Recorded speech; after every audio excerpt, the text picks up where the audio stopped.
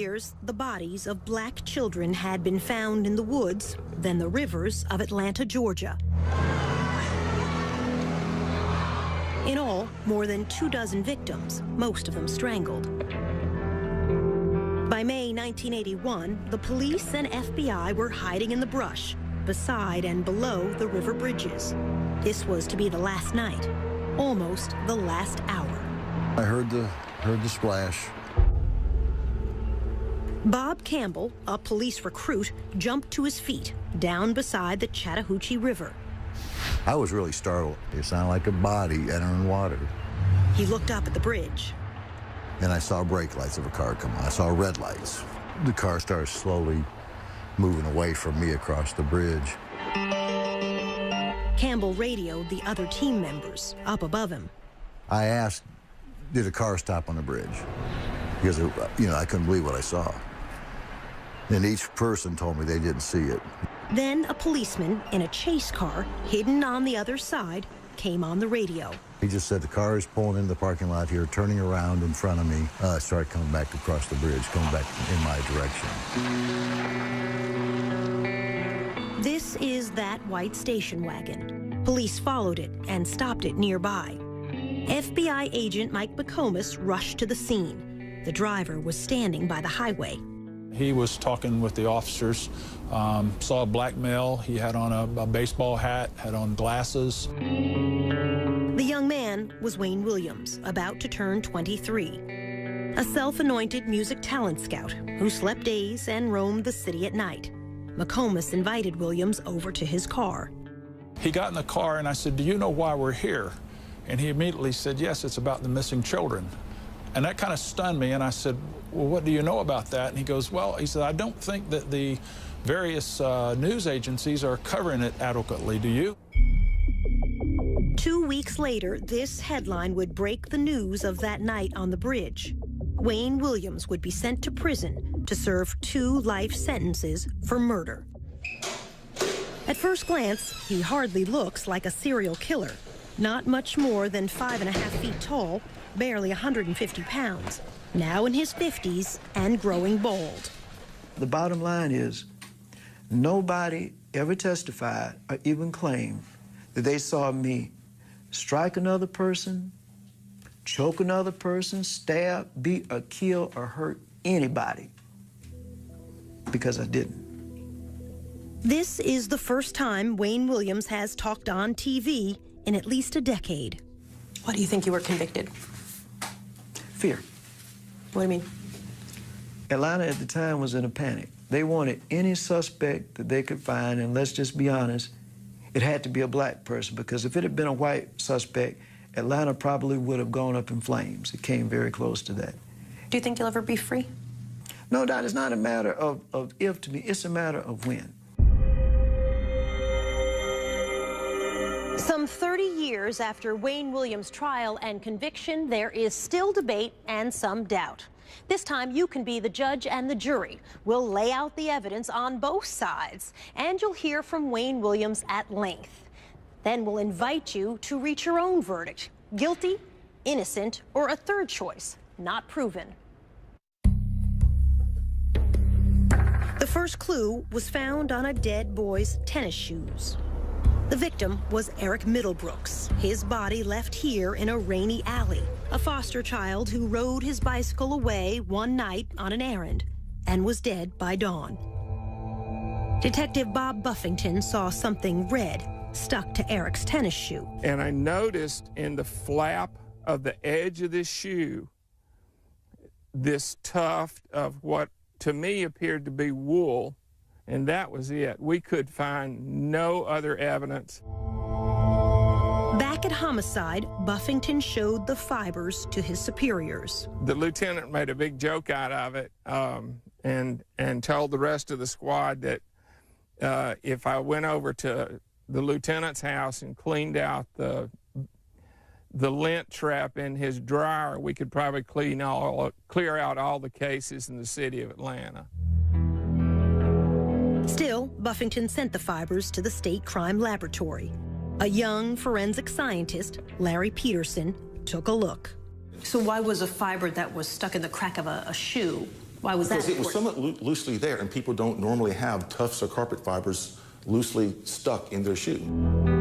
From those few thin threads, Peterson would begin to build a case to try to catch a killer. How many fibers across the board did you look at every day in this case, when the case really started getting busy? 100, 500, Well, 1,000? Literally, there's going to be hundreds, if not thousands of fibers there, depending upon the case.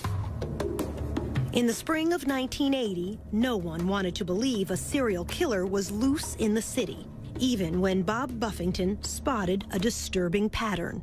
There had been a sharp increase in the number of children under the age of 14 who had been killed. When he told his boss at Homicide, the major threatened to transfer him. And I truly think that they were afraid that there would be a panic. It was this mother, after the loss of her 9-year-old son, who finally forced police to listen, but not until almost a year after her boy died. Camille Bell and her children lived in these project apartments, poor to the eye, but rich in mind and spirit. Yusef Bell was an honors student in the gifted program at school. On a warm October Sunday in 1979, he walked away on an errand to buy snuff for an elderly lady downstairs. He went barefooted in a pair of brown shorts. He got to the store, he bought the snuff, he started back home.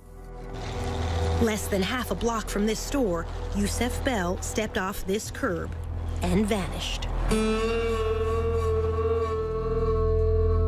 And nobody saw anybody do anything or anything, but they did see him come back across the street. And that's the last that we saw him. Camille Bell called the police. They came and said they'd write a report. That's all. Days went by. Camille waited with 2 older children and Yusef's 3-year-old sister. And so she is terrified. If he can go to the store and they can steal him, then she doesn't want to leave the house. She doesn't want to do anything. Camille hid her own fear from her children. And you've got to hold them together so you can't act as scared as you are. The body of Yusef Bell was found in an abandoned schoolhouse. His body would not turn up for another month. Yusef Bell had been strangled. All of what could have been, should have been, and probably would have been was taken away. And we'll never know now because somebody decided that it was all right to just kill a little kid because they wanted to. For a long time, the 3-year-old would look for Yusef every time it was a foggy day. And we'd go out into the fog, and she would go as far as she could into the fog. And I'd say, come back here, and she'd say, I got to go find my brother. And she said, the clouds came down, so Yusef can come down. The child, her mother said, had confused the fog with heaven.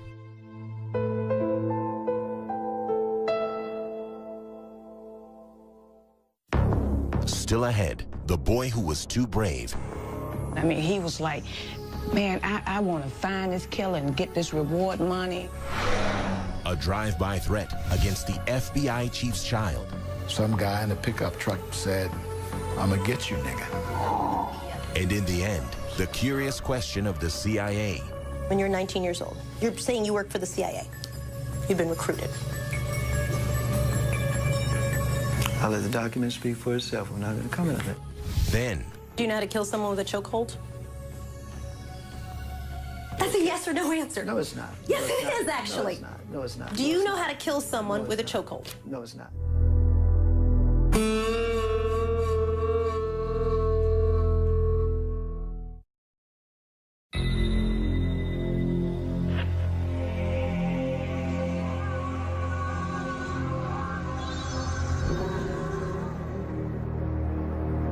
In the spring of 1980, police were still reluctant to listen to Camille Bell.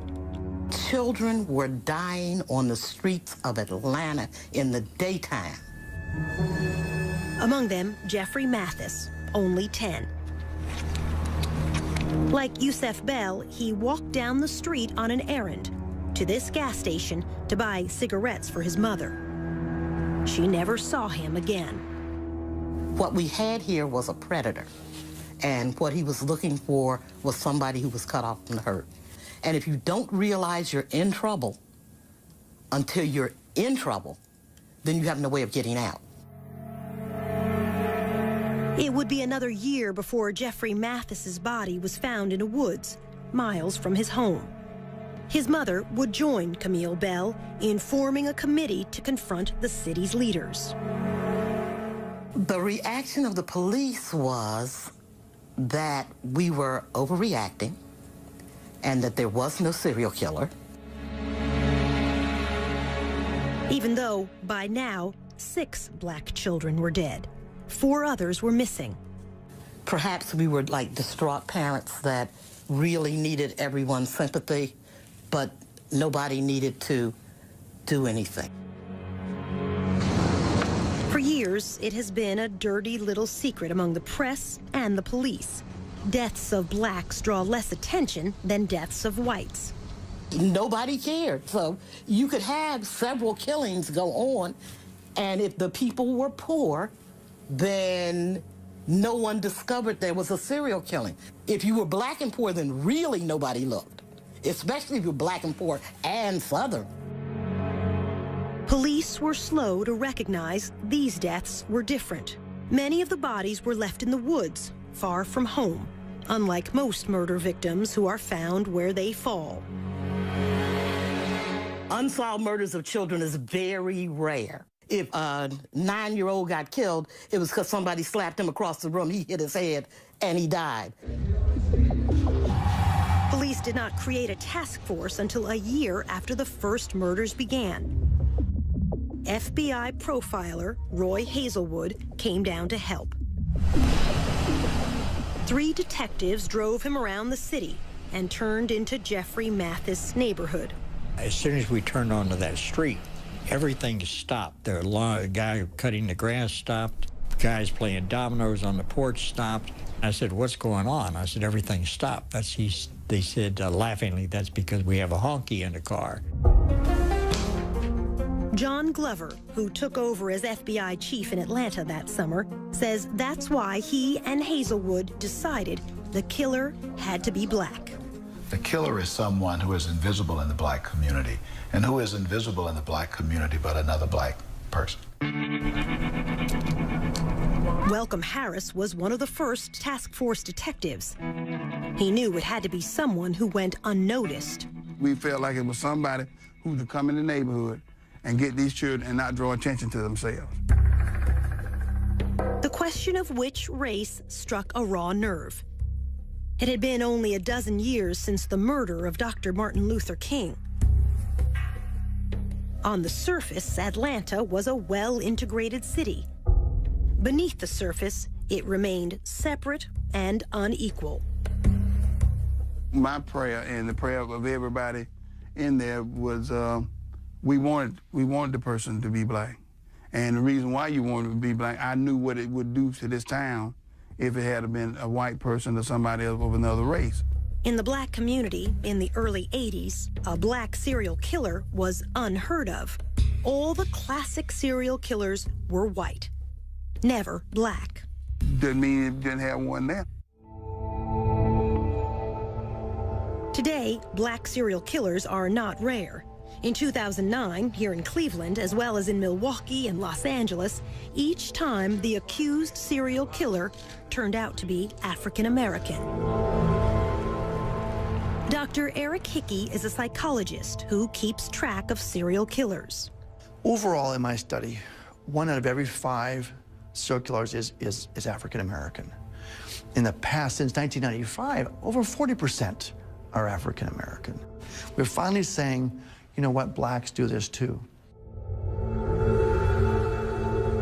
There were whites who fed the fear in Atlanta. As FBI chief, John Glover had moved into this upper-class white neighborhood. His 12-year-old son was playing outside one afternoon. Some guy in a pickup truck, he was out in the yard. in our side yard. We were on a corner. We lived in had a corner lot. You know, said, "I'm gonna get you, nigga," as he was driving by.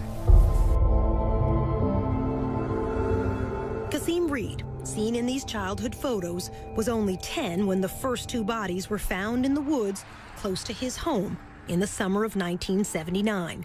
My life did change. How so? Not out as late as you used to be, not able to ride your bike unaccompanied. In 2010, Reed would become the mayor of Atlanta. But back then, as the youngest boy in his family, his teenage brothers were his protectors. And I didn't move without my brothers for about a year.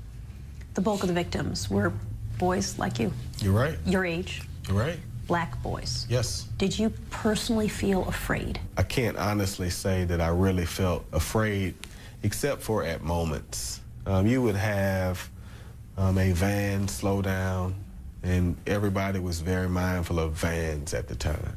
People were suspicious of everybody, and they were afraid. And the children, you had children walking the street, car go by, you could see some of them were in fear. And for good reason. The murders were about to increase to a body almost every week.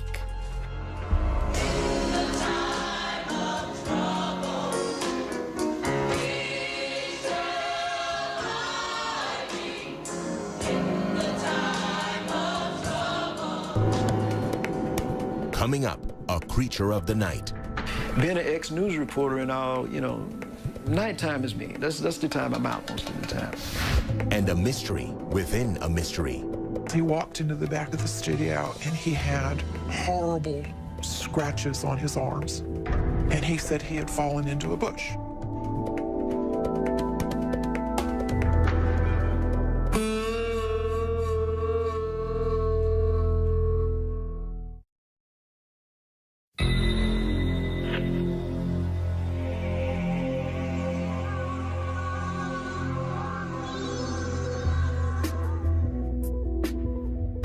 Many of the children who died were poor, who earned spending money carrying groceries, running errands for others.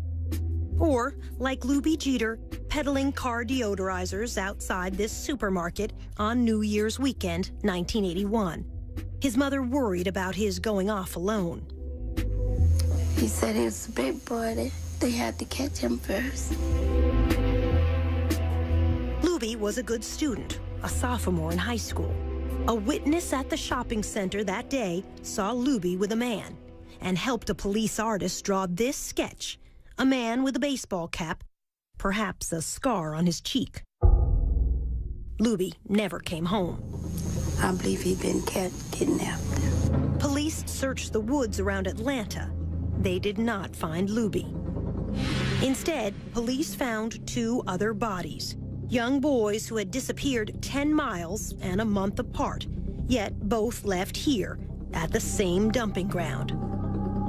The number of known dead, now 15. The unsolved murders of so many children had become front-page news around the nation and the world. This is the reward. The city announced a $100,000 reward, soon to grow to $500,000. The task force was swamped with sketches of suspects, none of them alike, many suggested by psychics. At the state crime lab, Larry Peterson was sifting through thousands of fibers: nylon, rayon, acrylic, acetate. Is it like looking multiple or smaller? It's like looking for multiple needles in multiple haystacks.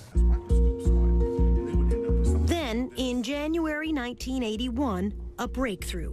Peterson realized they were seeing one green carpet fiber with a unique shape. This is a cross-section of that fiber, magnified many times. This particular fiber had two very, very large lobes and one short lobe. The lobes are the three ends of the boomerang shape. The shape was the most distinctive feature of the fiber. He showed me a slide taken from another carpet. This is a single tuft from the carpet, cut in cross-section. Yeah, I can't tell that's green. That's enough. Even putting the tiny fibers under the microscope didn't help me. How can you tell what color this is? Because in this green carpet, because of that light green, it looks very whitish. The color is seen microscopically is not going to be identical to what the overall carpet would be. Instead, an even more sophisticated microscope So let me just open this up. can separate colors to identify a specific fiber. We took another look. Oh, now you're talking. Now, Peterson knew what to look for. When I was looking at the fiber at first, I had no idea who had made it. I just knew it was very distinctive, and I would recognize it instantly. But he didn't know where to find it. Wayne Williams was not yet on anyone's radar. He had freelanced as a TV cameraman who shot fires and overnight news. He told us, You know, I know the streets of Atlanta. I've been around a while. Being an ex-news reporter and all, you know, nighttime is me. That's the time I'm out most of the time. now almost 23, a wannabe music producer, he was trying to form a singing group modeled after the Jackson 5. In fact, the afternoon Lubie Jeter disappeared, Williams says this receipt shows he had an alibi, auditioning young singers from 4:30 to 8:30 that evening. The studio was a small demo studio. Kathy Andrews was co-owner of that studio. To my best recollection, he auditioned young kids for a group that never existed. They were roughly as young as 8 and as old, for the kids, they were as old as 11 or 12. Now living in another state, Kathy Andrews did not want her face shown because of what she saw on another day at her studio. At one point in time, when Wayne came for one of the sessions, he walked into the back of the studio and he had horrible scratches on his arms. Deep and painful, crisscrossing both arms. It was more this way and that way and that way and that way and that way and that way. And they were angry looking. And when I looked at him, the first words out of my mouth was, "Oh, Wayne, what happened? That looks awful." And he said he had fallen into a bush. 15-year-old Terry Pugh died late that January. His body dropped by the roadside in a rural county 20 miles from home. He had been strangled. His mother. Whoever killed him, he had a tussle with him because he had scratches all over. It gives me chills down my spine still. To this day, Kathy Andrews does not believe Wayne's explanation. He did not fall in a bush. It was, after you realized it, it was fairly obvious. I mean, and I don't know what else could have caused that kind of wound on his arm. The intervals between murders were shrinking. 19 days from Lubie Jeter's disappearance until Terry Pugh's death. Then 15 days until the next victim. Soon 13, then 11. And before long, a body a week. FBI profiler Roy Hazelwood says this is not unusual for serial killers. They come to believe that they, in fact, are almost immune to mistakes, if you will, and they can take greater risks because it's more exciting, and because they're so superior, they don't have to worry about the inferior police catching them. After a month, Lubie Jeter's body would be found in the woods, the boy left naked except for scraps of underwear. The medical examiner would testify Jeter apparently had been killed by, quote, a chokehold around the neck, a forearm across the neck.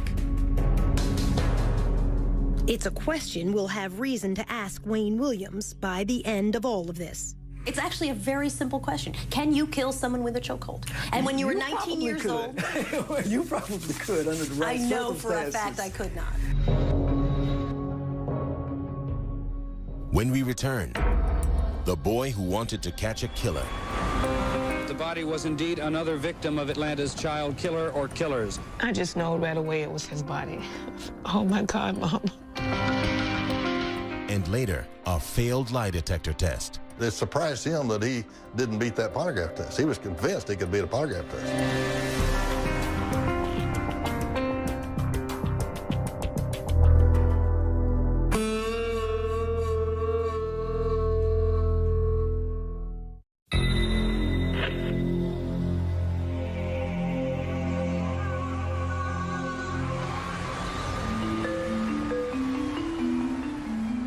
There's yet another twist in the missing and murdered children case. Atlanta is a city of frustrations and fears. As the number of missing and murdered children grows. That the body was indeed another victim of Atlanta's child killer or killers. We're told that the child... Patrick Baltazar was the kid who was convinced he could catch a killer. He was like, man, I want to find this killer and get this reward money, and I'm going to buy my mom a house, and I'm going to do this, and I'm going to find this killer. His stepmother, Sheila Baltazar, was worried. For a 10, 11-year-old child to be talking like that, that was just like, wow, you know, where's his mind at?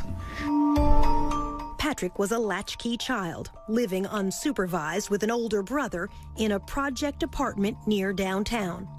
He was very streetwise. He stayed out late at night, often at the Omni Center, now the headquarters of CNN, but back then a hotel complex with an indoor skating rink and a game room for kids. And that's where he spent a lot of his time at the games arcade. Wayne Williams was known to frequent the Omni, passing out these flyers as a talent scout to offer auditions to boys from age 11 on up. 15 kids are dead. 2 others are officially missing and listed as part... By early February 1981, more than a dozen young African-American boys had been found dead, many dumped in the woods around Atlanta. I was very fearful. My God. Sheila Baltazar pleaded to send Patrick back home to the rest of his family in rural Louisiana. If I had somewhere to send my son, I would have sent my son. One evening, a white man in a big car appeared to threaten Patrick and a small friend. The little boy said that Patrick said, man, that might be the killer. Patrick used a payphone to call police. He told them, a man was chasing me and my friend in a brown Cadillac. Well, actually, they thought it was a crank phone call. They didn't send a car out. This is a sketch the other boy provided to police after Patrick was dead. 2 weeks later, on February 6th, Patrick stopped by the restaurant where his father worked to ask for money, then walked back toward the Omni. He never made it home that night. I'm like, he didn't come home? Oh, my God. That was the first thing popped in my head. Missing. Murdered. Oh, my God. The Atlanta Missing Persons Bureau continued their hunt for this missing child. 11-year-old... One day it seemed like it was a week. That was the longest search in the world. It was almost 2 p.m. when maintenance man Ishmael Strickland found the lifeless figure of a young black boy lying in some bushes. On the 7th day, a maintenance man spotted a body tossed down into the woods behind a parking lot at a suburban office complex. The bank was fairly steep. Medical examiner Joseph Burton had to hold on to a rope to get down to the scene. He had a ligature mark on his neck, like if somebody had a ligature and they were behind you or off to the side behind you, and they close their hands or fists together and pull the ligature, basically. In other words, killed from behind. Most likely, yes. All right, let me place another sample on this side. State Crime Lab scientist Larry Peterson attended the autopsy. I can recall at one autopsy pulling a fiber off of one of the victims. It was a green carpet fiber, and mounted the sample on the slide, went over and looked under the microscope and went, it's the same one. You knew right away. I knew right then. And it became apparent that the body was indeed another victim of Atlanta's child killer or killers. Again, local television carried these pictures live from the crime scene. As it was studied, it became apparent it was one of the 3 children listed as missing. We're told that the child's body, again, had not... Sheila Baltazar got a call from her mother. She say, they found another body. She say, I really feel like this is Patrick's body here, you know.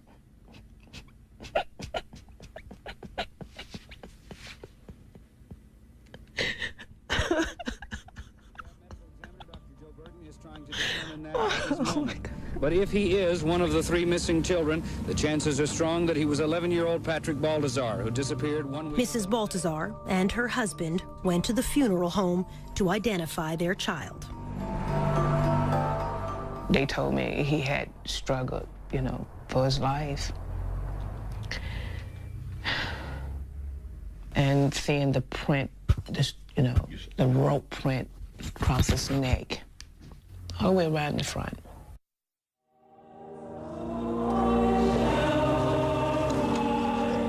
At Patrick Baltazar's funeral, she would insist on an open casket.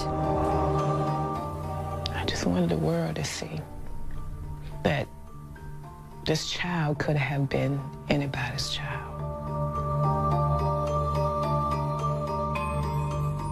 Patrick's fifth-grade classmates wrote a poem, read at his funeral. This from local TV coverage that day.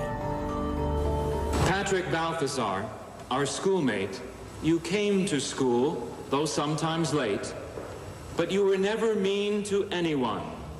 You tried to help people and thought it was fun. Then one night, one terrible night, you didn't come home, not even at daylight. Something's happened to that boy, the people said. Patrick is missing. Is Patrick dead? We cried some, and we bowed our heads, and hoped for your safety, and prayers were said. Oh God, please bring back that missing boy. When he returns, we will shout for joy. The police and the news people came and went. In all our hearts was no content. No one could rest until we knew whatever had happened to you. Then one day your body was found out in the woods on the cold, cold ground. Someone killed you and dumped you there. It was a mad, cruel person who did not care. There was not a word about how you died. It is no wonder that we all cried. Patrick, we miss you and wish you knew how much your schoolmates grieve for you.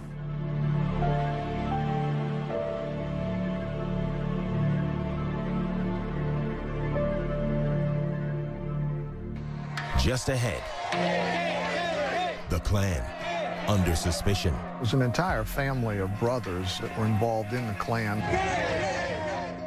And then, a disappearing nylon cord. Could have been the murder weapon, as far as I know.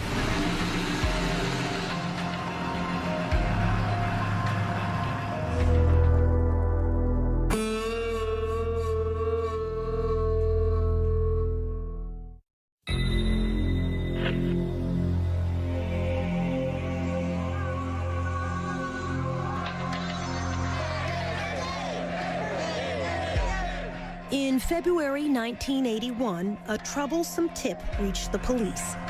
A man involved in the Ku Klux Klan could be Atlanta's serial killer. Atlanta was about to explode, and here was information potentially that the Klan could have been doing this.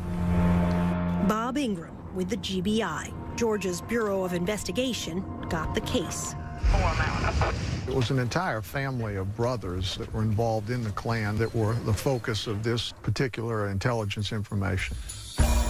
An informant said one brother had threatened Luby Jeter, the child found dead only weeks before. The Klan associate lived here on a dead-end street in the railroad town of Mountain View, on the outskirts of Atlanta.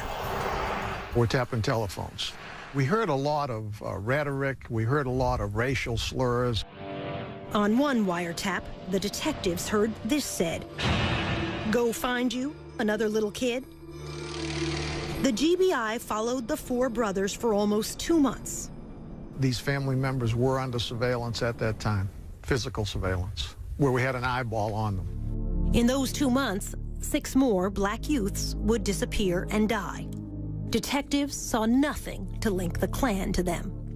If somebody was in there with a van or 2 or 3 men who, you know, to grab somebody and dump them in the back of a van, people would have noticed if they were white. The brothers were called in. They took lie detector tests and passed. They were polygraphed and cleared as to their involvement in the killing of Atlanta's children. Clearing the Klan didn't stop the murders. JoJo Bell was one of the victims who vanished during the surveillance. He used to hang out at this seafood carryout place. Manager Richard Harp. You come here and do anything, I'll give him $1 or $2. Just long enough he get money to go to show or get money to buy stuff at the store or something like that. JoJo Bell, unrelated to Yusef Bell, came by Captain Pegg's one last time. About 3:30, 4 o'clock Monday, he came by and stuck his head in the door. He said, "Richard, I'm going to shoot basketball. I'll see you later." Throwed his hand up, went on up to speak. To a schoolyard basketball court like this. This witness, Eugene Laster, knew JoJo and saw him leave the game. He said JoJo left in a station wagon that looked like this. Laster testified he got in the car, got in Wayne's car. In court, Laster would identify Wayne Williams as the driver. Eugene Laster. Okay. He's pretty much an eyewitness. Said that you gave a ride to JoJo Bell in your station wagon. Okay. Did you? No, I did not. You never gave a ride to JoJo Bell? No, I did not. Williams did not deny he was the driver. He instead insisted his passenger had to be someone else. JoJo Bell was never to be seen again. But it would be horrendous if another child dies, period. A week later, Sammy Davis Jr. and Frank Sinatra came to Atlanta for a concert to benefit the children. The photographer up on stage, that's Wayne's father, Homer Williams, with the black newspaper Atlanta World. How come you got no tuxedo on there? You're going to come up here on the stage looking like that there. Backstage with Sammy Davis Jr. in a photo which made the front page, that's future Mayor Kasim Reed. I remember that. It was so cool meeting Frank Sinatra. As a young child, Reed would help the volunteers searching Atlanta's woods every Saturday. We literally would walk through wooded areas, chaperone, and we would walk for a period of time until about an hour before nightfall. But now, a new twist in the murders. Patrick Baltazar, the 20th victim, would be the last child to turn up in a wooded area. A day or two later, an official would tell reporters fibers and dog hairs were being collected from the victim's clothing. The next child to die would be found in a river, wearing nothing but underpants. Fewer clues now for Larry Peterson. We're talking maybe a dozen or dozens of fibers as opposed to hundreds or potentially 1,000 fibers. The 13-year-old victim was found beneath this bridge over the South River in Atlanta's suburbs. A driver crossing that bridge earlier in the week saw a man leaning over the railing. It turned out to be the same afternoon JoJo Bell disappeared. At trial, the witness said the man was Wayne Williams. JoJo's body would not be found for 7 more weeks, until Easter Sunday. It had floated far down the South River, almost into another county. He also had nothing on but underwear, basically. Medical examiner Joseph Burton went out in a boat to retrieve the boy. We've got the body wrapped in a sheet, on one with the shirt off. Dr. Burton ruled both JoJo and the other boy found in the river had been asphyxiated. We didn't have any history of either one of these boys swimming in the South River in their underwear. Other bodies were now washing up in the Chattahoochee River to the west and the north of Atlanta. 5 victims in that river in the next 6 weeks. I said, you know, if I was doing that, I'd be throwing them off the bridge. FBI agent Mike McComas grew up along a river in Tennessee. He knew if something were to float on downstream, it had to be dropped in the middle of a river. McComas suggested the bridge stakeouts. We looked at remote places, dark places. We believed it would be at nighttime as opposed to daytime. The FBI and police began night watches at 14 bridges over the Chattahoochee and South Rivers. The stakeouts were to last 4 weeks. Nothing until the very end. We, at that point, were ready for that to be our last night. And Wayne Williams showed up that night. Just before 3 a.m., the station wagon drove onto the bridge. Had he waited a couple more hours, we might not have been there. Otherwise, we would have missed him.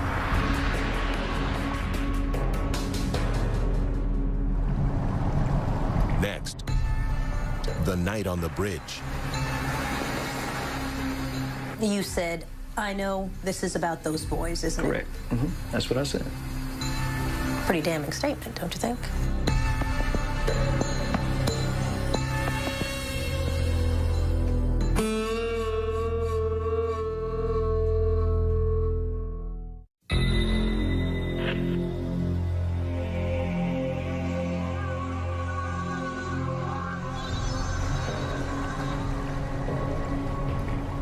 That night on the bridge, Wayne Williams says police made him the scapegoat because he was black.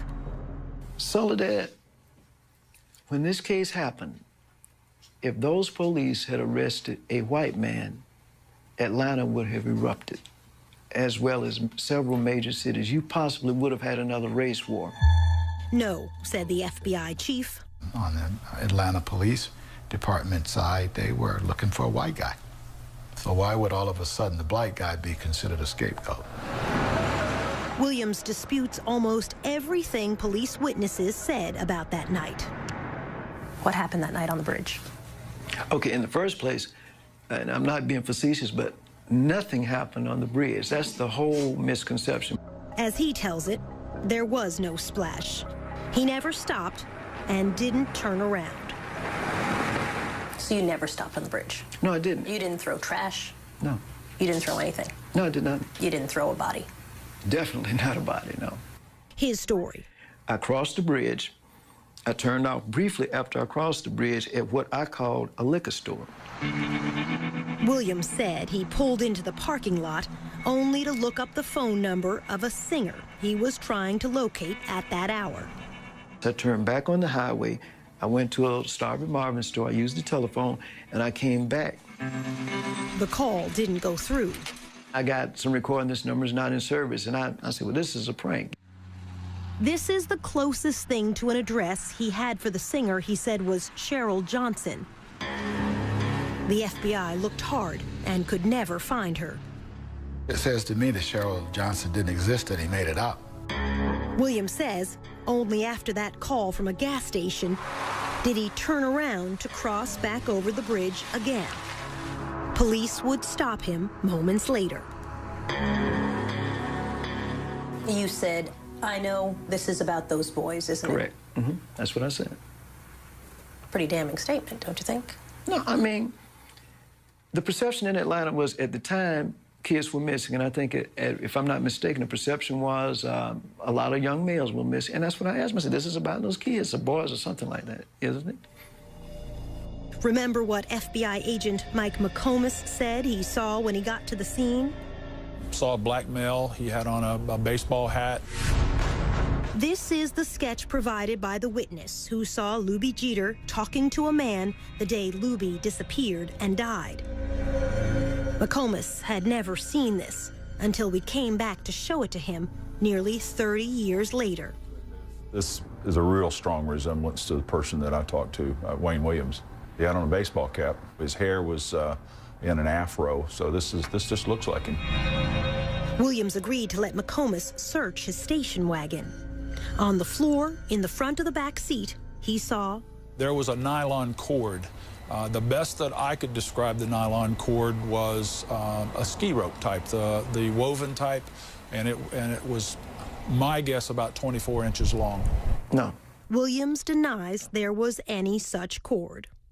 Because if that rope had been in the station wagon that night, I'm sure they would have taken it. The fact that I didn't confiscate it doesn't make it go away. It was there.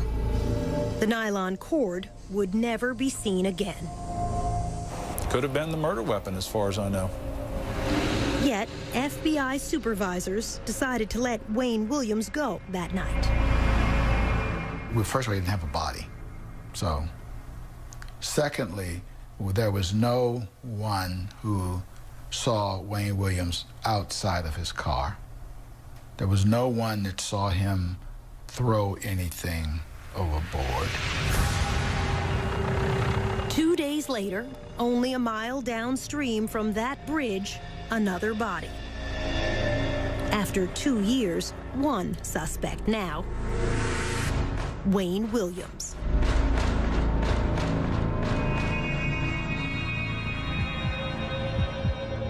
When we come back, the lie detector test. It surprised him that he didn't beat that polygraph test. He was convinced he could beat a polygraph test. I said some reaction like, I'll be darned. You're the guy we've been looking for 2 years.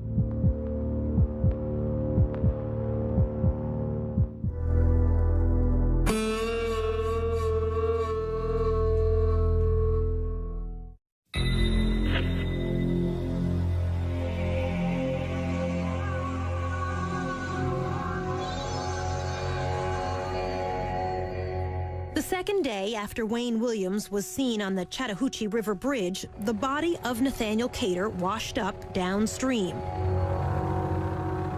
He was a down-on-his-luck drunk, 28 years old, but small, weighing under 150 pounds.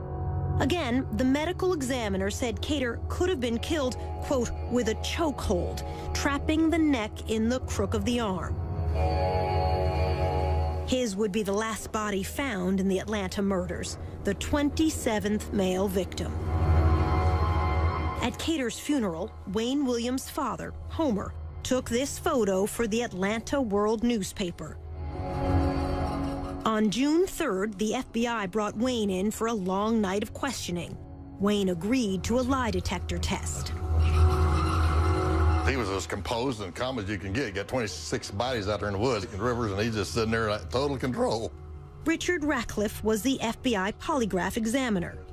I said, I don't care what you were doing on the bridge. I don't care what you threw in the river. If it wasn't a little boy's body, you do fine this test.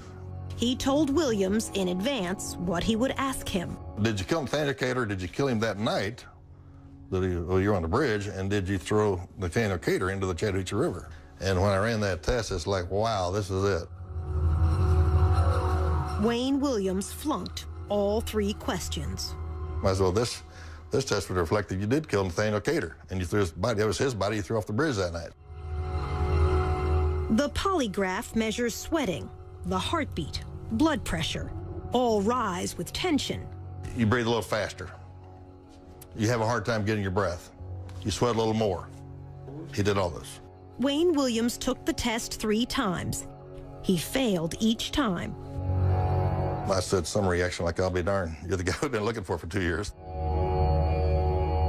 It surprised him that he didn't beat that polygraph test. He was convinced he could beat a polygraph test. He sat there and studied it, and he said, what's this question right here? And I said, that's pretty good. That's, did you cause the death of Nathaniel Cater? And then he said, what's this question? I said, well, did you throw his body into the Chattahoochee River that night?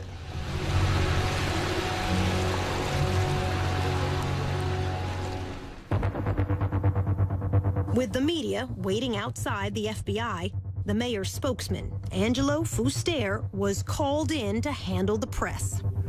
And in comes Homer Williams. Fuster asked Homer, a press photographer, why he was inside the building, trying to get a scoop on the suspect. And he said, no, that's my son. And I thought, oh, geez. Homer told Fuster.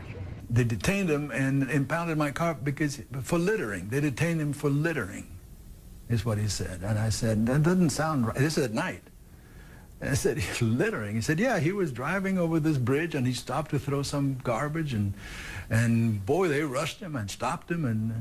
And at that point, I said to him, Homer, I don't think you need to talk to me anymore. We asked Wayne Williams about throwing garbage off the bridge. He denied his father ever said that. Your father said you stopped to get rid of some trash. No, my father never said that. I never said that, and my father never said it. While father and son were inside the FBI, evidence technicians were combing the Williams home. The FBI's top fiber expert, Harold Dedman, led the search. In Wayne's bedroom, he took clippings from a purple bedspread and from a yellow blanket.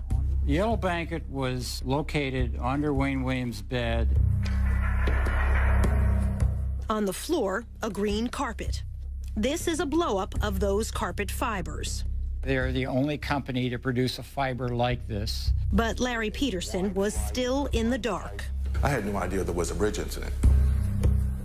He had been called to the FBI office to help search this station wagon, but not told why. Then he spotted FBI techs returning from their search, and so he went out to the home to snip fibers for himself. Saw the green carpet. Did you feel this is it? You know, I really didn't. Because it was a middle-class home, a young man living with his parents. But Peterson thought, I'm going to run these back to the lab and just look. I started with the green carpet. Once I put that sample under the microscope, I mean, I knew instantly that that was it. You knew that they had the killer. I knew that was it. And I had made hundreds and hundreds of comparisons to carpeting and various suspects and environments before, and nothing was even close until that night. Did you stand up from your microscope and scream, "Hallelujah, we've caught the guy"? I literally did just want to say, oh my God. Still, Wayne Williams was allowed to go home that night. And make a couple of other errands, so I was in the area, and I just decided. In the morning, Wayne Williams called in reporters and TV crews, who agreed not to show his face. He asked what was dropped in the river. Nothing. He acknowledged he failed a lie detector test. Then, asked about the victims, Wayne Williams said this. Some of these kids are in places they don't have no business being at certain times of the day and night. Some of them don't have no kind of home supervision, and they're just running around in the streets wild. And I'm saying, when you're doing that, that's not giving anybody a license to kill, but you opening yourself up for all kinds of things.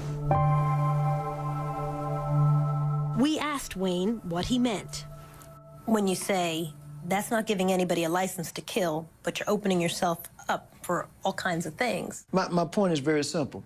All right, if you're out roaming the streets, like not all of these, but some of these victims were, you put yourself in a position for bad things to happen. For days, the district attorney was reluctant to take Wayne Williams to court based on fibers alone. While he hesitated, the FBI, police, and media all kept a watch on Wayne. In this parking lot one day, he showed an angry face to a CNN camera crew. Well, hey, I'm telling you to quit following me, because I'm saying at this point you're following me and you're on private property. And if I were you, I'd get the hell off. Finally, on Father's Day evening, 1981, detectives arrived to arrest Wayne Williams for the murder of Nathaniel Cater. Once he disappeared in the back of this police car, Williams would never be free again, to this day.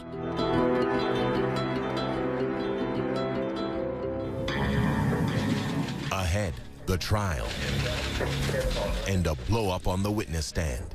I was probably my own worst enemy. I could see almost the shock in the jurors' faces. When he said, "You want the real Wayne Williams, you've got him," yeah, I think the jury understood that.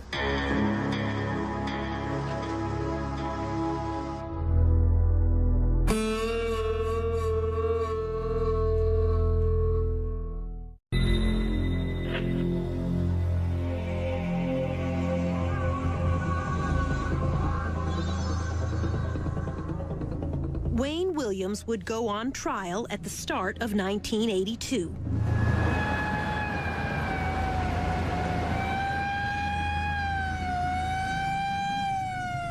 Testimony would last almost 2 months. It would be a trial like no other before. A case built on fibers, no fingerprints, no murder weapon, no apparent motive. Now remember, you're one of the jurors. 3 choices: guilty, innocent, or simply not proven. This time, the verdict's yours. Mary Welcome was Wayne Williams' defense attorney. Good morning. Good morning. How are you? This was her first murder trial. What was he like when you met him? A most unlikely killer. Yeah? Why? Because he just didn't appear to be the kind of person that could strangle anyone or have the strength to. To her, Wayne Williams seemed gentle, childlike. One day I left him in jail. I said, Wayne, is there anything I can bring? Would you like anything? He said, would you bring me some bubble gum? Williams was charged with and tried for only 2 murders, Nathaniel Cater and Jimmy Payne, both adults found in the same area of the Chattahoochee River. Cater's body was nude, but his hair was caked with mud. Digging through that silt, I was able to recover dog hair and fibers that were close to his scalp. The dog hair was consistent with Sheba, the Wayne Williams family dog. In Cater's hair was one of those unusual green carpet fibers. Under a microscope, Peterson could see the boomerang shape, just like those in the Williams family carpet. This is an actual piece of that carpet, which the FBI's Harold Dedman said was quite rare. It's got an unusual carpet fiber. It was manufactured for a limited amount of time. It was a 10-year-old carpet. On Jimmy Payne, the other victim, Dedman found yellow rayon fibers stuck to his cotton shorts, fibers consistent with the blanket under Wayne's bed. I personally took the cutting from the yellow blanket that was under the bed. This evidence slide contains the yellow blanket fibers that Dedman clipped that night, magnified by our own video camera. But when Larry Peterson had returned that June for a second search a couple weeks later, There was no yellow blanket to be found that I could find. There are a lot of things in your case that disappeared. Mm-hmm. You had a lot of disappearances. Mm-hmm. Yellow blanket Yes. disappeared. In the first place, there was never a yellow blanket. There were fibers of a yellow blanket. There were fibers alleged to have come from a yellow blanket. Nobody's been able to produce a yellow blanket because, quite simply, and I'm just being very blunt with you, there was no yellow blanket. Or maybe you got rid of it in between the first time they searched and when they come back. It seems like to me, if I were a police officer, I would have confiscated the blanket too. It doesn't make sense. the prosecution was allowed to bring in 10 other deaths. Among them, Patrick Baltazar, Eric Middlebrooks, JoJo Bell, to try to show a pattern. This is a chart showing fibers that were recovered from the body of Patrick Baltazar. Fibers consistent with that blanket, with Wayne Williams' bedspread, the green carpet, hair from Wayne's dog, plus a leather jacket. The jacket was, as I recall, was hanging in his closet. And, Dedman told the jury, 2 human hairs were found inside Patrick Baltazar's shirt. These 2 hairs were consistent with originating from Williams.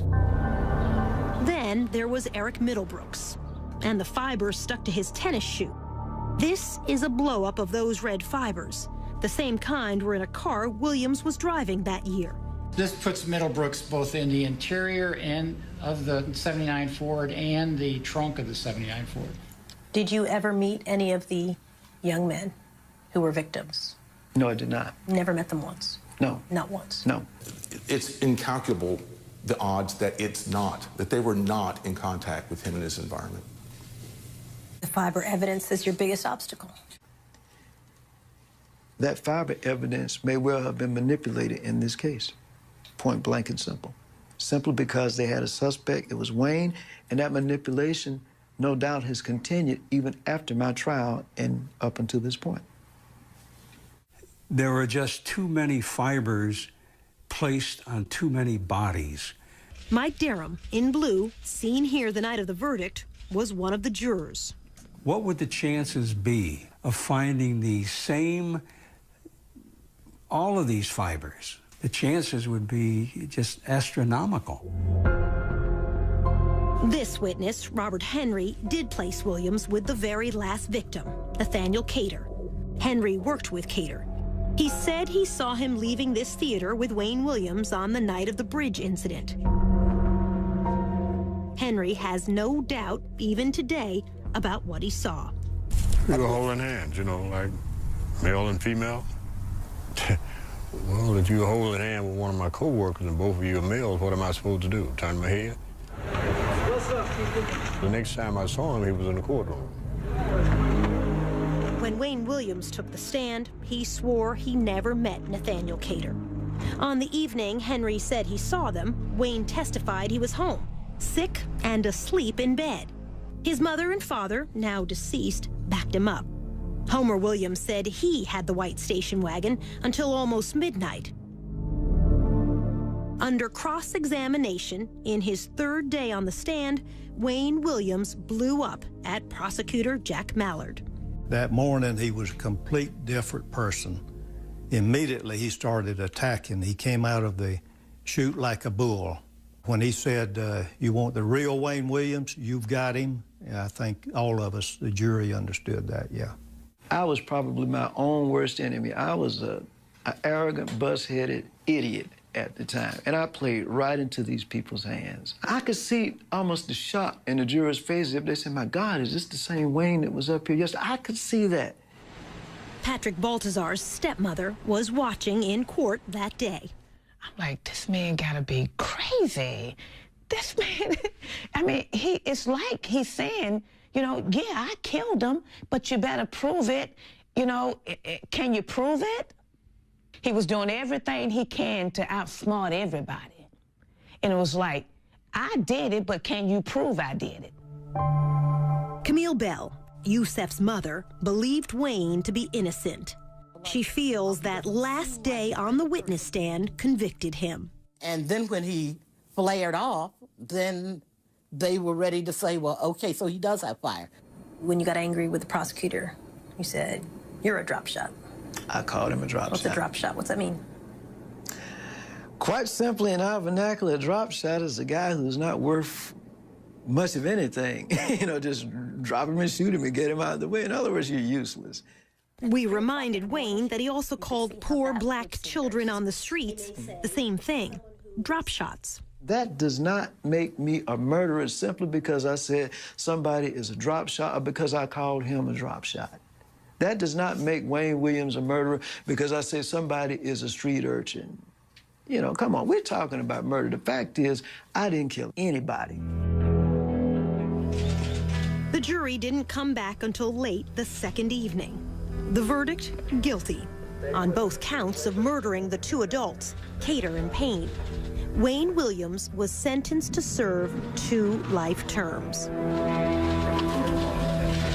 People only wanted to look at the negative side because they wanted in their heart for this case to be over and for Wayne to be the Atlanta monster. They wanted closure at any cost. Leaving court, Homer Williams walked by the prosecutor's table. He looked at us and called us sons of bitches. Still to come, no verdict in the deaths of any of the children. Even if it takes 30 trials, I don't care. You know, prove it.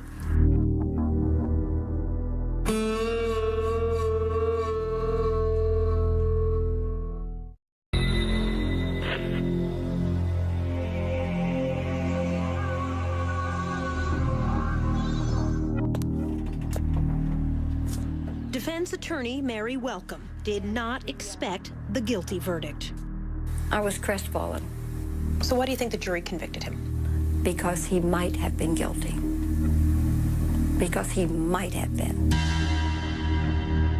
During the trial, medical examiner Robert Stivers told the jury there had been very few strangulations of black males in the years before these murders began, and none at all with bodies left in rivers or by the roadside since that night Wayne Williams was stopped leaving this bridge. They were convinced that the crimes had stopped because Wayne had been arrested. And I think what happened is people stopped looking and stopped counting. Murders have continued in Atlanta. Shootings of black men, stabbings of black women, but not strangulations like before. Not black youths dumped far from where they were killed. Detective Welcome Harris would stay on the police force another 25 years. We asked him how many more children were killed the way they were in the 80s. None that I can recall. None that I can recall. Wayne Williams' appeals would drag on for years. He almost won the first one. Georgia Supreme Court Justice George Smith helped a colleague write a ruling that would have reversed the verdict. He would have found that the evidence didn't support a conviction. That's what he did find originally. but the 5 other justices resisted. When we met, they pitched a royal fit. They were not going to overturn the conviction. The 5 of them would. In the end, all the justices, except Smith, agreed to uphold the conviction. Wayne Williams said the court was bullied into making its U-turn. I think the pressure came from as high as the White House, and we'll leave it at that. Not so, said George Smith, now retired from the court, but still practicing law in his 90s. I can't imagine that it happened in a case like this. I can't imagine it happening in any case, but certainly this case, it didn't reach to the White House. Smith did write a dissenting opinion. He said the fiber evidence fell short of scientific certainty, and the prosecution should not have been allowed to use the so-called pattern evidence on 10 other murders. I said the only similarity in the crimes in this case is the fact that all of them were dead. Smith was denounced on the floor of the Georgia legislature. I was an N lover. You know what the N stands for. Mary Welcome agreed when Justice Smith wrote the defense attorneys were ineffective. We were rendered ineffective. We were rendered incompetent because of the lack of funds, lack of time, and the lack of resources. Absolutely. Things did go wrong in the trial that should not have. An ambulance driver suggested an explosive motive for Wayne Williams. This from CNN's report at the time. Bobby Tolan said Williams asked him once, had he ever considered how many blacks could be eliminated by killing one nigger child? But unknown to either side, Tolan was not his real name. In fact, he had a criminal record. He testified under a false name, had an extensive arrest record under his real name.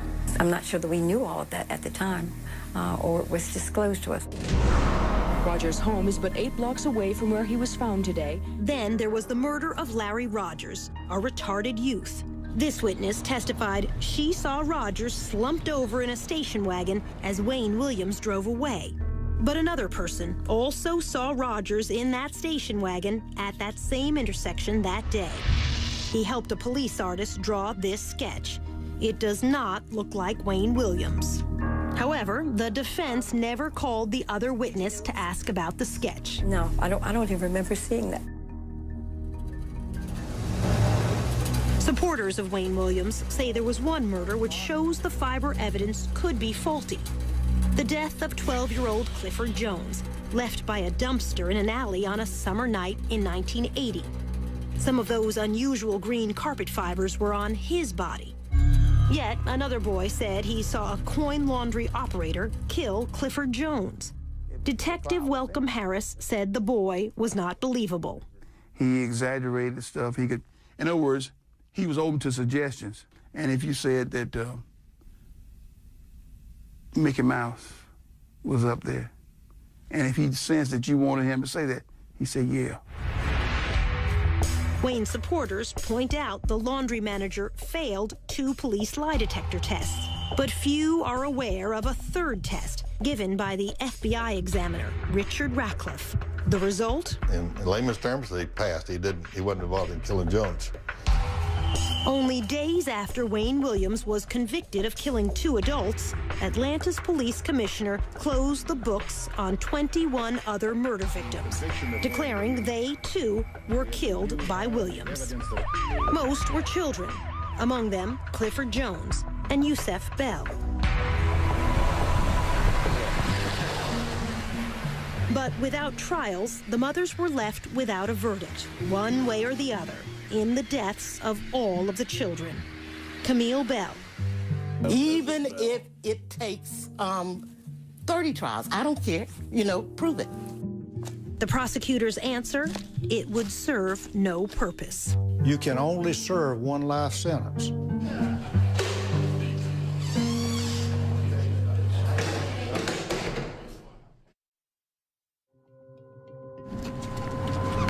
Just ahead, a new alibi that backfires. He was out that night, no question in my mind. He was not at home. He was out and about. And after all these years, new DNA evidence. Then it probably would exclude 98% or so of the people in the world.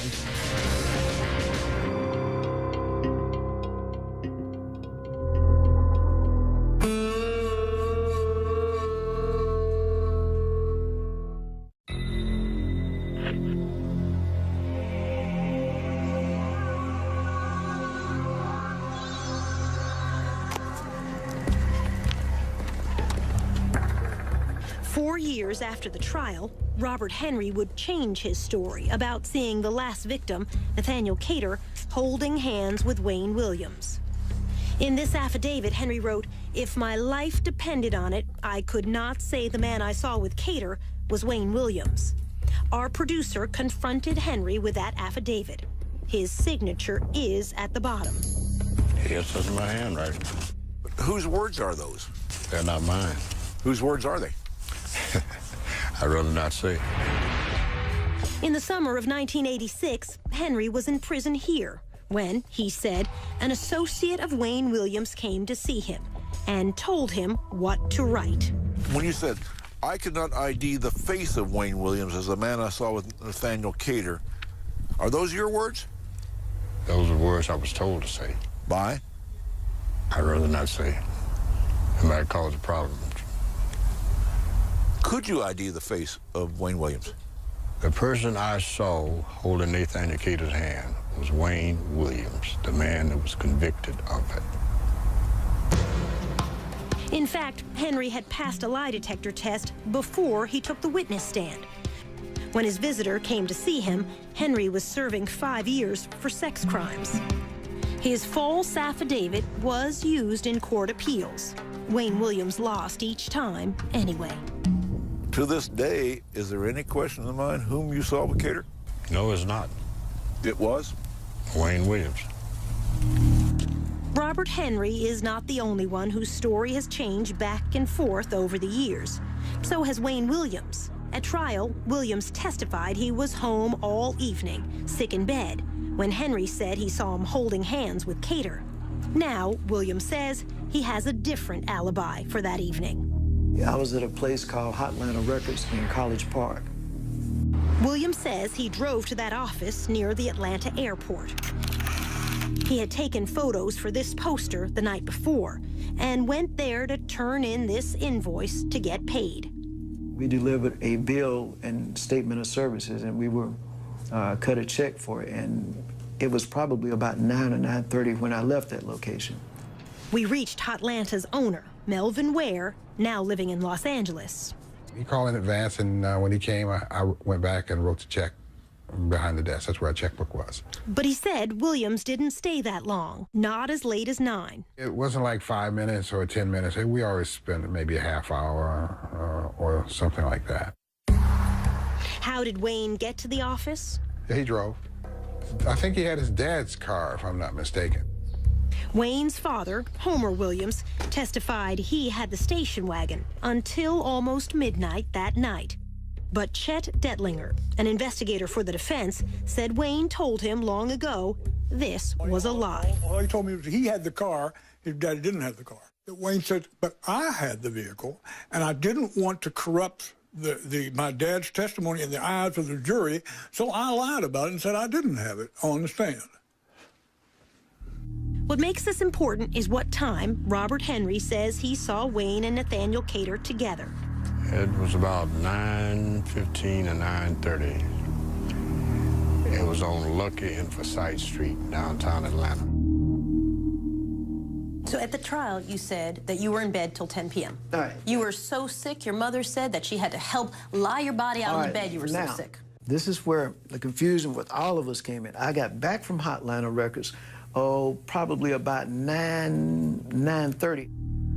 But there's no one to corroborate that, even if his mother were still alive. Wayne said she probably didn't see him come in. Prosecutor Jack Mallard. He was out that night, no question in my mind. He was not at home. He was out and about.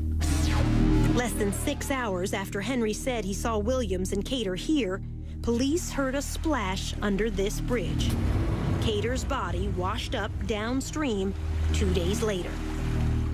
30 years ago, there was no DNA testing. Now there is, and so new evidence. Remember those 2 human hairs found inside 11-year-old Patrick Baltazar's shirt? In 2007, the hair fragments were sent to the FBI's DNA laboratory in Quantico, Virginia. The result?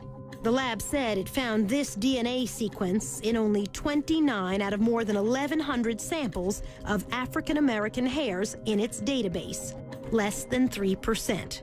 Most important, Wayne Williams' DNA had the same sequence. I don't think they said it was a match. I think they said they could not rule out whomever the hairs were from as being the possible donor. The FBI's Hal Dedman, a DNA expert, said this finding is as strong as it can get with this particular type of testing. Then it probably would exclude 98% or so of the people in the world. Did you kill 11-year-old Patrick Baltazar? I did not kill Patrick Baltazar or anybody else. Did you ever meet Patrick Baltazar? No, I did not. Never been in contact with that kid? I don't even know a Patrick Baltazar. We offered to show the DNA findings to the stepmother, Sheila Baltazar. I can't read it. Please don't make me read it.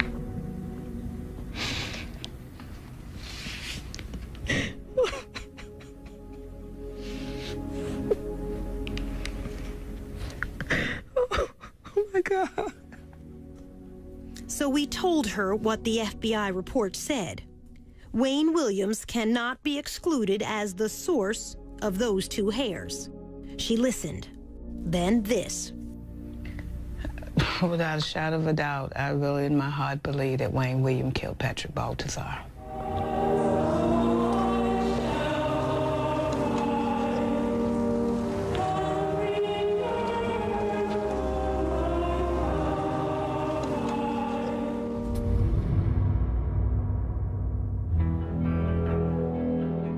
Next, train to kill. Were you trained in unarmed combat techniques? Could you grab somebody bigger than yourself, put them in a chokehold? I'm sure there are other things in unarmed combat besides putting somebody in a chokehold.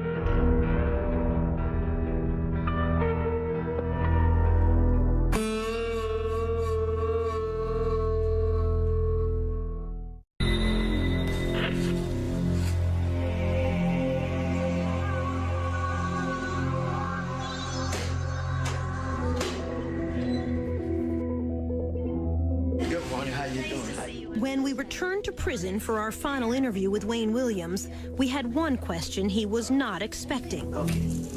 What Wayne had written about being recruited for espionage training as a teenager. At a secret government camp hidden in the woods near this North Georgia lake, where he was given what could amount to a license to kill.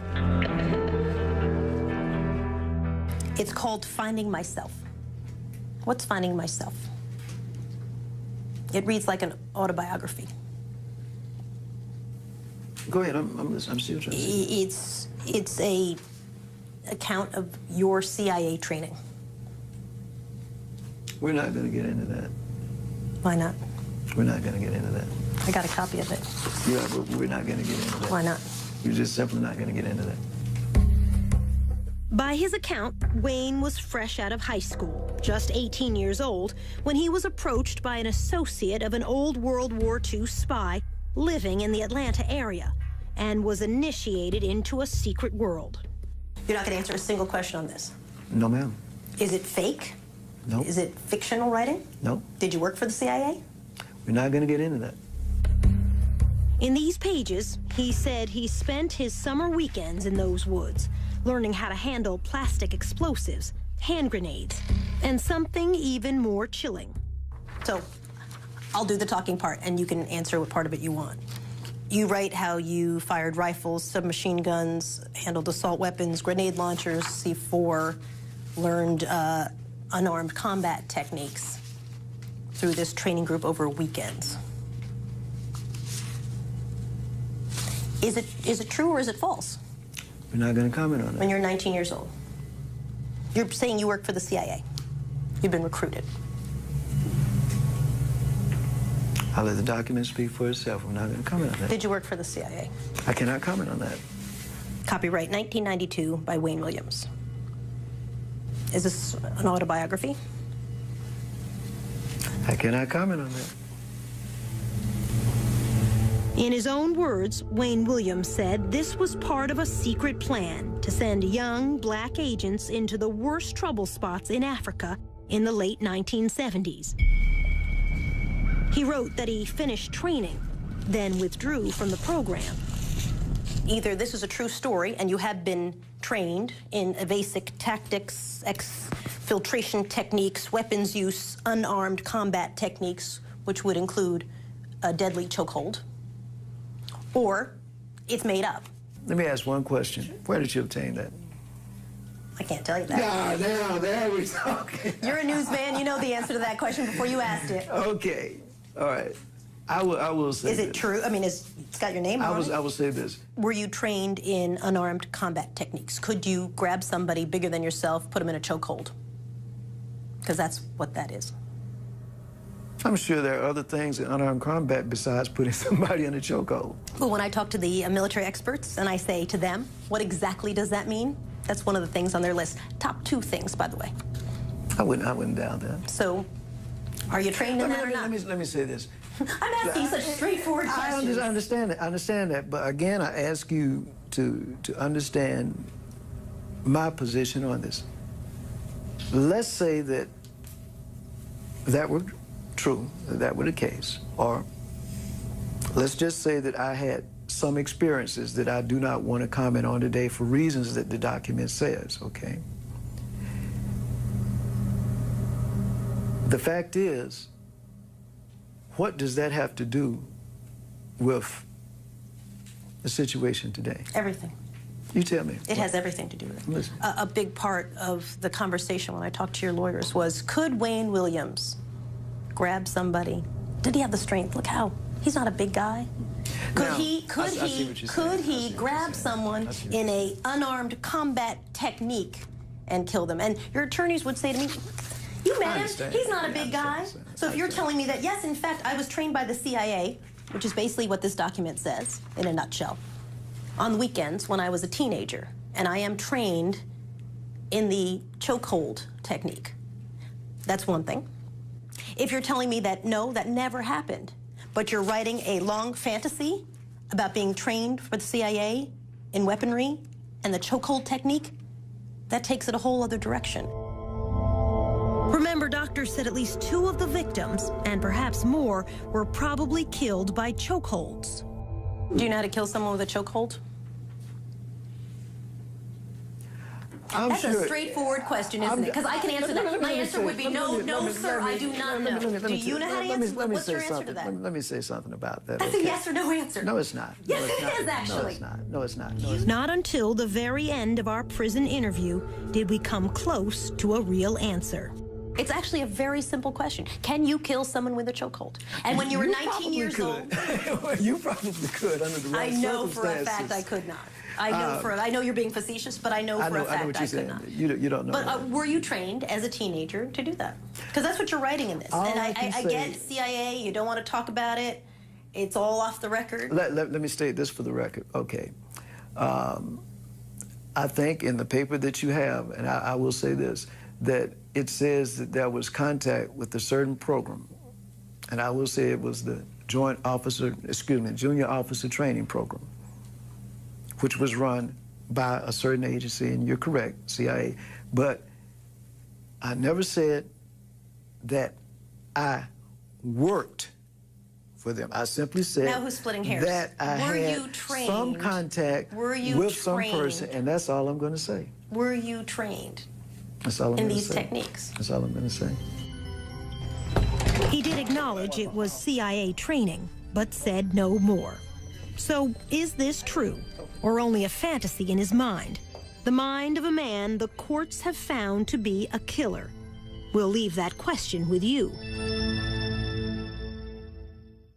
The verdict is now yours to decide in your own mind. Again, the choices, guilty, innocent, or a third choice not proven either way. In a few moments, we'll show you the verdict that our audiences reached when this documentary was first broadcast. But before then, a look at some of the answers from those who lived through the terror 30 years ago. The prosecutor. Obviously guilty. The defense attorney. Not proven. One way or the other. The FBI agent in charge. Guilty of 2 double homicide. Sheila Baltazar. He could have killed all of them. The Supreme Court Justice. Not proven. The witness. Guilty. Camille Bell. Innocent but stupid. That first task force detective. No maybes, ifs, guilty. The right man for those homicides is in jail. The original audience verdict? Guilty, 69%. Innocent, 4%. Not proven either way, 27%.